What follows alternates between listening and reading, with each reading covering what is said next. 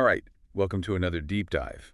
Today we're going to get into something pretty interesting. Yeah. It's a bit of a philosophical puzzle that's kind of wrapped up in math. Oh, okay. It's the idea of circularity. Circularity. So Interesting. we're talking about like when things are defined in terms of themselves I see. and, circular, this can be a tricky thing, right? Right. Yeah, you can get into these sort of vicious circles, but It's then got sometimes it seems like maybe circularity is pointing to something deeper, like some self-sustaining kind of structure. Yeah, and that's exactly the tension that we're going to explore today. I'm excited. Okay, so to really kind of dive into this, we're going to focus on what's called non-well-founded set theory. Okay. And essentially what this is about is the possibility of sets that can contain themselves. Okay. Like imagine a set called S, Uh-huh. and S is an element within S. Oh, wow. So it's like this self-containing idea. Yeah. And this is what's called object circularity. And it really kind of messes with our standard ideas about what a collection can be. Yeah, for sure. I mean, like, just thinking about it that way, it's like, wait a minute. That Yeah. can't be, right? It's not how we usually think about it. Exactly. Yeah. And what's really interesting is that the standard framework for most of math is called Zermelo-Fraenkel set theory, Right. ZFC. right? ZFC. Yeah. And it has an axiom built into it called the axiom of foundation Right. that explicitly says you can't have these self-containing sets. It rules it out right from the start. It says no way, no how. Yeah, it's like one of the foundational things you just can't do. Right. It's like saying there's no infinite regress of membership. Okay. So like you think about your ancestry, Mm-hmm. you know, you always find distinct individuals when you trace it back. Right. The axiom of foundation says the same thing about sets. Okay. So it's got to bottom out somewhere. Yeah, you can't just keep going forever in a loop. Yeah. So this leads to the question, like, why would anyone want to challenge this principle? Yeah. I mean, it seems so fundamental to how we think about sets. It's like we're questioning the bedrock of math. Totally. But there's a reason. Okay, tell me. And that reason is the anti-foundation axiom, Oh, or AFA. all right. AFA. So this was pioneered by mathematicians like Forty and Hansel, Okay. and really championed by Peter Axel. Right. And AFA basically says, what sets can contain themselves? So it's going completely against that axiom of foundation. It's like throwing it out. Yeah. And not only that, it says you can have these infinite descending chains of membership. Okay. So you can just keep going down and down and down. It's like a recursive loop forever. Yeah. Total shift from how we normally think about sets. Totally. And it kind of reminds me of like those philosophical debates about foundationalism. Yeah. On the one hand, you've got this desire for a very strict system built up from the bottom. Right. Like everything has to be grounded in these well-defined elements. And that's kind of like the axiom of foundation. But then there's this other view that's a little more loosey-goosey. Yeah, more flexible. More flexible. Yeah, it's like, okay, maybe self-reference and circularity are fine as long as they make sense in the system. Right. And AFA is definitely in that camp. Yeah, it's like maybe our foundation shouldn't exclude these circular structures. Exactly. And the motivation here isn't just to cause trouble in math. Right. There are real-world phenomena that seem inherently circular. That's true. Like think about game theory. Yeah. Like player A's strategy depends on what they think player B will do. Mm-hmm. But player B's strategy depends on what they think player A thinks. Oh, wow. So it's like a loop. It's a loop. Yeah. And standard set theory has to kind of break down these layers of beliefs to model this. Right. But AFA says you can just represent it directly with the circularity. Oh, okay. That makes sense. And it's not just game theory. What else? Think about language, Okay. how we define words. Right. Sometimes a definition will circle back to the term it's defining. Yeah, I can see that. Or in computer science, Okay. you have things like situation theory or the calculus of communicating systems, Yeah. where you get these circular dependencies naturally. Interesting. So AFA gives us a way to model all this stuff without having to get rid of the circularity. Okay, so it's like it's giving us a more powerful tool. Exactly. It's a way to represent the world more directly. Yeah. And it's interesting to think about, if the world we're trying to model has these circular aspects, Yeah. shouldn't our math be able to handle that? Right. Like, why force everything to be non-circular if reality isn't? Exactly. So in this deep dive, we're going to really explore what happens when we accept AFA. I'm ready. How does it change how we think about sets? Right. What are the consequences of having these self-referential objects? Yeah. And how does all this connect to bigger philosophical questions about the foundations of math? Right. Are we stuck with this bottom-up way of thinking, or can we be more flexible? Yeah, exactly. All right. Well, let's get into it. Okay, so we've been talking about object circularity, Uh-huh.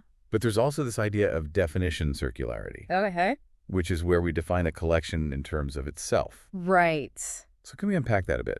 Yeah, I think that's an important distinction to make, Right? especially for people who are, really into the details of language and definitions. It's Yeah. really crucial to see the difference between the two. Absolutely. So the key difference is whether the self-reference is in the object itself Okay. or in the description of the collection. Right. So like think about this equation. X equals 1/2 x plus 1. Oh, okay. It's a circular definition. Uh-huh. We're defining x using x in the expression, Right. but it's totally fine. Yeah, it just means x equals 2. Right, we get a clear answer. Exactly. The circularity is resolved, Yeah. and you end up with a normal number. Right. But now let's contrast that with a set. Okay. Let's say set X is equal to the set containing only X. So x equals the set of x. Yeah. So here, the object itself is circular. Right. It's a member of itself. Yeah. And that's what standard set theory with the axiom of foundation says is a no-no. Right. It says you can't have that. And that's exactly what we're focusing on today. Okay, so this object circularity. Exactly. And we're going to use AFA to really examine it. All right. So to make this a little more concrete, Yeah. there's this example of streams of numbers. Okay. I've heard of streams. Could you explain that? Yeah. So think of a stream as an ordered pair. Okay. The first element is a number, we call it the head. Uh-huh. And the second element is another stream called the tail. So it's like a sequence? It's like a sequence, yeah. Okay. And this lets you have circularity because you could have a stream S where the head is 0 and the tail is S itself. So S equals 0, comma S. Right. Okay. And if you keep going with that, you get 0, 0, 0, 0 forever. You get an infinite sequence of zeros. Exactly. Okay. But here's the thing. In standard set theory, that kind of stream wouldn't be allowed. Because of the axiom of foundation. Exactly. Yeah. So you have to kind of cheat. What do you mean? You have to reduce them to functions. Okay. So instead of having that self-referential stream, you have a function that takes a natural number and gives you back a number. Okay. So in this case, the function would always output 0. Right. No matter what you put in, you get 0. And there's a way to go back and forth between these two representations. Okay. But the question is, does that reduction really capture the whole idea? Yeah, is it losing something? It's like translating poetry into another language. Right. You might get the meaning, but the feeling is gone. Exactly. It's not quite the same. Yeah. And the source actually mentions this operation called zip. Zip? What is that? So it takes two streams and interleaves them. Oh, okay. So like if you had 1, 2, 3, and 4, 5, 6, Yeah, you'd get 1, 4, 2, 5, 3, 6. exactly. And the definition of zip is really easy when you think about streams directly. But if you try to do it with functions, it gets messy. So it's like the direct way is more elegant. Yeah, it just makes more sense. I see. And then you can get into systems of equations that define streams. Okay. Like imagine x equals 0, comma y. Uh-huh. Y equals 1, comma z. Okay. Z equals 2, comma x. So they're all kind of referring to each other. It's a loop. Yeah. And AFA says you can just treat those as streams directly. Okay. You don't have to find some function to represent them. That's nice. It's much more straightforward. Yeah. I'm starting to see the appeal of AFA. And you can even have systems that use zip. Oh, wow. Like x equals 1, comma zip xy. Okay. Y equals 0, comma zip yx. And what happens there? You get these crazy sequences like the Thue-Morse sequence. I've heard of that. And AFA just handles it all naturally. That's pretty cool. So it's like it's giving us a more powerful way to work with these circular definitions. Yeah, it's not afraid of the circularity. Exactly. All right, so we've talked about streams. What else is there? Well, the source also talks about infinite trees. Trees. Okay. And it's kind of similar to streams. How so? You can define them recursively. Okay. So you start with some basic building blocks, Uh-huh. and then you have rules for combining them. Right. And you can even have a tree be defined in terms of itself. Okay, so like a subtree of a tree is the tree itself. Exactly. Wow. And the source talks about defining the set of all trees, Okay. which they call T. Oh, tree. And they give an equation for it that includes tree R on both sides. So it's self-referential. Exactly. Okay. But here's the kicker. What? Standard set theory says that set can't exist Why not? because of the axiom of the foundation. Oh, right. It says you can't have that kind of self-reference. So it's like our intuition about these trees is wrong. In a way, yeah. That's weird. But AFA says, fine. What does it say? It says those sets can exist. Okay. It allows for these non-well-founded sets. The ones that can contain themselves. Exactly. So AFA is like opening up this whole new world of sets. It's like expanding our mathematical universe. Yeah. Where self-reference isn't a paradox. But the feature. Exactly. That's pretty mind-blowing. So we're really starting to see how AFA challenges our standard intuitions. Yeah, it's making me rethink what sets can even be. And the source goes even further. How so? They introduce this idea of hypersets. Hypersets, okay. Which are also called non-wellfounded sets. Right. And they use this concept of graph decorations to explain it. Graph decorations, what are those? So this is where it gets really interesting. Okay, I'm listening. Imagine you represent sets as graphs. Okay, like a network diagram. Exactly. And the arrows in the graph show membership. Okay, so if set A contains set B, yeah, there's an arrow from A to B. Right. Okay, I can visualize that. And then a decoration is a way to assign a set to each node. Okay. But in a special way. How so? The set you assign to a node has to be exactly the set of decorations of its children. Okay, the nodes it points to. So like if a node has 2 children and those children are decorated with the sets 1 and 2. Okay. Then that node has to be decorated with the set containing 1 and 2. I see. So it's kind of recursive. Exactly. Okay. And you can do this with regular well-founded sets. Okay, give me an example. Like, let's say X is the set containing the empty set, and the set containing the empty set and the empty set. Okay, that's a mouthful. I know, right? But I think I get it. So you can draw the graph for that set, and it'll be finite and have no loops. Right, because it's well-founded. And then you can find a decoration that gives you back the original set. Okay, so it works for normal sets. Yeah, but now imagine the simplest circular graph. Okay, like just a single node pointing to itself. Exactly, a loop. Okay. What set would you assign to that node? Well, according to the rules, Yeah. it would have to be the set containing itself. Right. But that's exactly what standard set theory says is impossible. Exactly. So we're stuck. Not with AFA. Oh, what does it say? It says every graph, Even the loopy ones. even the loopy ones, has a unique decoration. So even that loop graph has a decoration. And that decoration is the set containing itself. That's pretty radical. It is. So AFA is basically saying those self-referential sets are totally fine. Yeah, they're not paradoxes. They're just part of the system. And those are called hypersets. Exactly. Any set you get by decorating any graph is a hyperset. So AFA is like this huge expansion of what we consider sets. It's like saying, instead of avoiding self-reference, We're going to embrace it yeah, and see what happens. the whole new way of thinking about sets. Okay, so now we have these hypersets. Some of them can be really weird and self-referential. Right. How do we even know when two of them are the same? That's a good question. Like they could look different but actually be equivalent. And that's where B-simulation comes in. B-simulation, okay. It's a way to tell if 2 nodes in a graph are basically the same, Okay, even if they look different. I'm intrigued. So imagine you have a relationship between nodes in a graph. Okay. We call that a B-simulation. Uh-huh.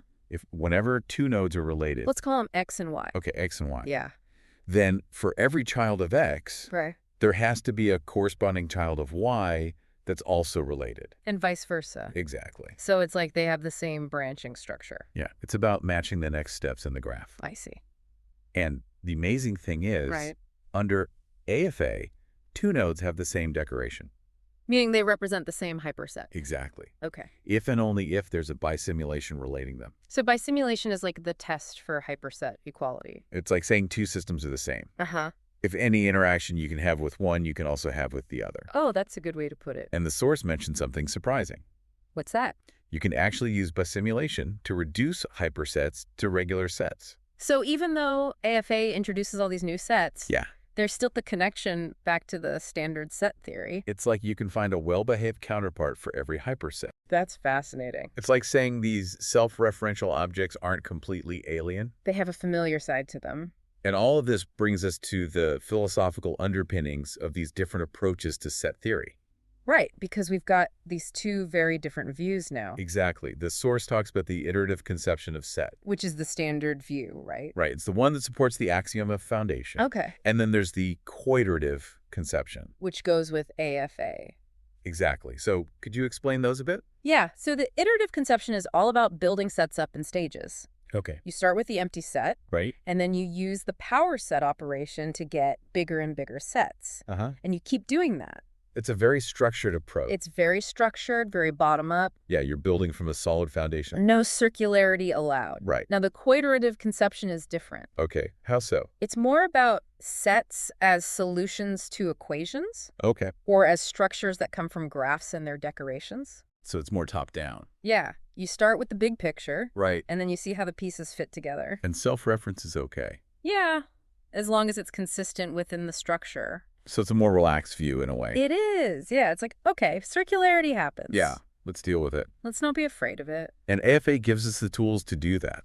Exactly. Okay, so back to circular definitions. All right. Seems like AFA is pretty good at handling them. Yeah, it definitely is. How so? Well, AFA lets us work with circular definitions of sets, streams, and trees in a very direct way. Okay. We don't have to immediately try to get rid of the circularity. Right. Like, those sets can just exist as they are. Without having to be reduced to something else. Exactly. And the source also talks about greatest fixed points, Oh, yeah. which are kind of related to circular definitions. Right. They're like the solutions to those circular And equations. AFA guarantees they exist. And that they're unique. Right, so it's giving us a very powerful framework for working with these concepts. It is. Yeah, it's really changing how we think about sets and definitions. Now, the last part of the source gets into some pretty abstract stuff. Oh, okay. What's that? It talks about category theory. Category theory.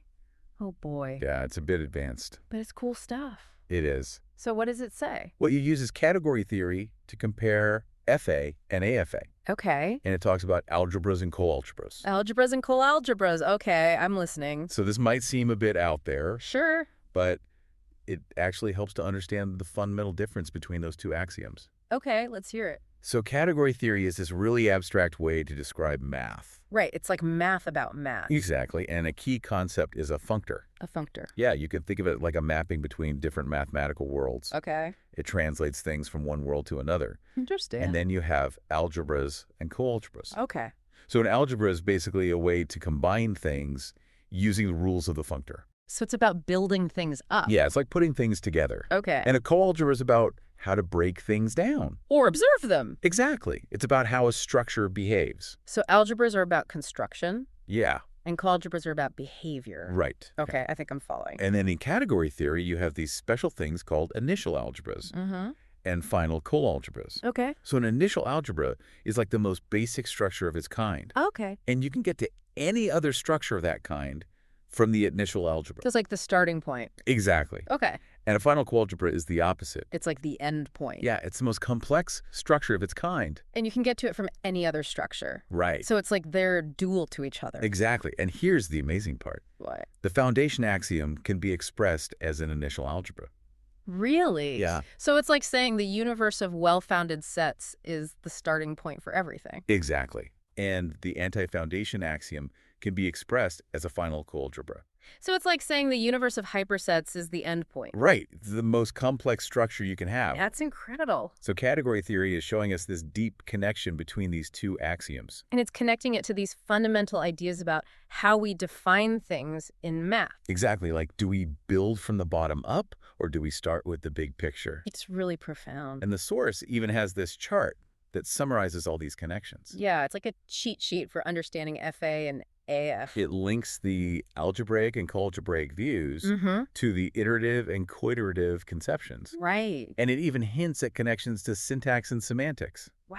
So it's like these ideas are all connected. Yeah, it's a whole web of ideas. And it all comes back to this question of circularity. Exactly. All right, so I think I'm starting to get a grasp of this non-well-founded set theory. It is a lot to take in. It is, but it's really fascinating. And I think it's important to remember that both ZFC and ZFA are consistent. Right. They both work as mathematical systems. So it's not like one is right and one is wrong. It's more like they're different perspectives. Exactly. And maybe one is more useful than the other, depending on what you're trying to do. And AFA seems to be particularly good at dealing with circularity. Yeah, it's not afraid of it.